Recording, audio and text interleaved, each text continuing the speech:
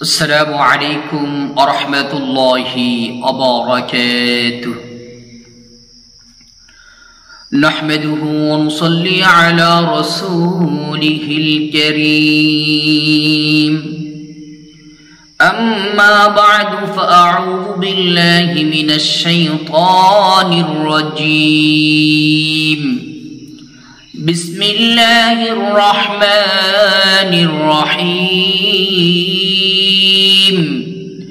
إنهم يكيدون كيدا وأكيد كيدا فمهل الكافرين أمهلهم رويدا. صدق الله المولانا العظيم. সম্মানিত দিনী ভাই ও বোনেরা, আপনারা সকলেই কেমন আছেন? আশা করি আল্লাহ সুবহানাহু ওয়া তাআলার রহমতে সকলেই ভালো আছেন। আমিও আল্লাহ সুবহানাহু ওয়া তাআলার রহমতে খুবই ভালো আছি, আলহামদুলিল্লাহ। সম্মানিত দিনী ভাই ও বোনেরা, আজকে আপনাদের মাঝে একটি চমৎকার বিষয় নিয়ে আসলাম। যেই বিষয়টি আমাদের সকলের জন্যই জানা জরুরি এবং আমল করাও জরুরি।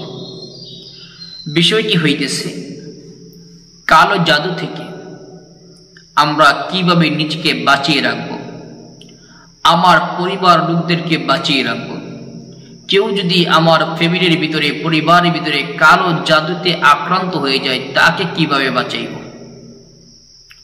কোরআনই এই আমলটি যদি করি, নিজেও কালো জাদু থেকে বাঁচতে পারবো, আমার পরিবার পরিজন যারা আছে তাদেরকেও কালো জাদু থেকে বাঁচাইতে পারবো। কেউ যদি কালো জাদুতে আক্রান্ত হয়ে যায়, তাকেও সুস্থ করতে পারবো ইনশাআল্লাহ। এই জন্য কোরআনই আমলটি আমাদের প্রত্যেকেরই মুখস্থ করার প্রয়োজন, স্মরণে রাখা, ইয়াদে রাখা প্রয়োজন। 1 নম্বর, কালো জাদু থেকে বাঁচতে হলে আমাদের কোরআনই আমলগুলো করতে হবে। 1, ফজর এবং মাগরিবের নামাজের পরে, প্রত্যেক ফরজ নামাজের পরে আয়াতুল কুরসি পড়তে ভুলবো না কখনই। বিশেষ করে ফজর এবং মাগরিবের নামাজের পর আয়াতুল কুরসি পাঠ করব। এরপর সূরা কাফিরুন 3 বার পাঠ করব, সূরা ইখলাস 3 বার পাঠ করব, সূরা ফালাক 3 বার পাঠ করব, সূরা নাস 3 বার পাঠ করব। এইভাবে 2 হাতে তালুতে ফু দিব, ফু দিয়ে পুরা শরীরটাকে মাসাহ করব সকাল এবং সন্ধ্যা। এটা হলো আমার নিজের জন্য। নিজে এইভাবে কালো জাদু থেকে নিজেকে বাঁচিয়ে রাখবেন এই আমল করে। এই আমল করলে দুনিয়ার এমন কোনো জাদুবিদ্যা নাই যে আপনার উপরে কালো জাদু করতে পারবে ইনশাআল্লাহ। কোরআন আপনাকে হেফাজত করবে, আল্লাহ তাআলা কোরআনের উসিলে আপনাকে হেফাজত করবেন। কোরআনের মুজিজা, কোরআনের পাওয়ার এটা। কিন্তু আমি আপনি আমল করি না, এটা দুঃখের বিষয়, আফসোসের বিষয়।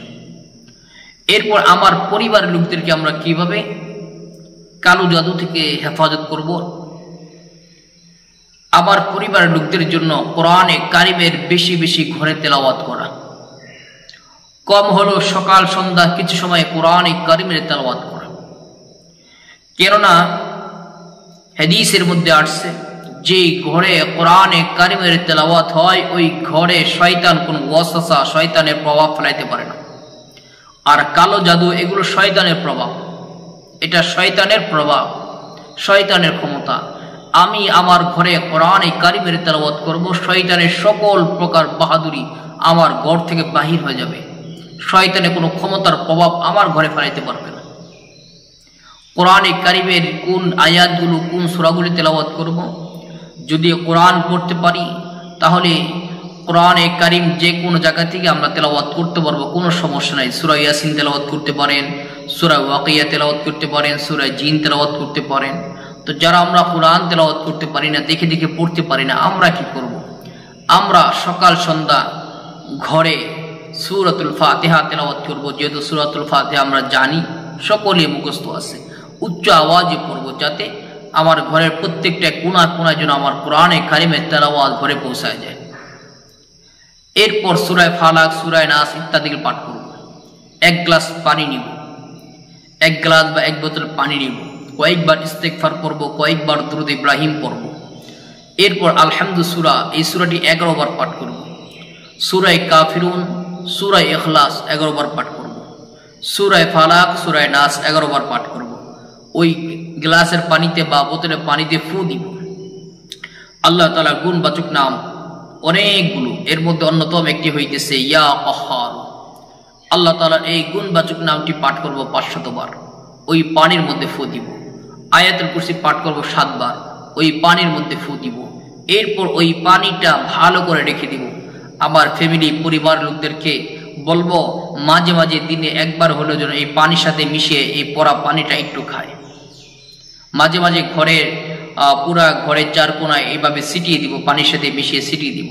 ইনশাআল্লাহ কেউ যদি জাদুটনা করে থাকে, কালো জাদু করে থাকে আমার বাড়িতে, এই কালো জাদু নষ্ট হয়ে যাবে এবং আমার পরিবারের লোকেরা এই কালো জাদু থেকে নিরাপদে থাকবে ইনশাআল্লাহ। এরপর আরেকটি আমল হইতেছে, 4টা পেরেক নিব আমরা, 4টা পেরেক নিব তার কাটা। আমি খুতবার মধ্যে সূরাতুত তারিকের শেষ আয়াতগুলো পাঠ করছিলাম, ইন্নাহুম ইয়াকিদুনা কাইদা ওয়া আকিদু কাইদা ফামাহহিলিল কাফিরিনা আমহিলহুম রুয়াইদা।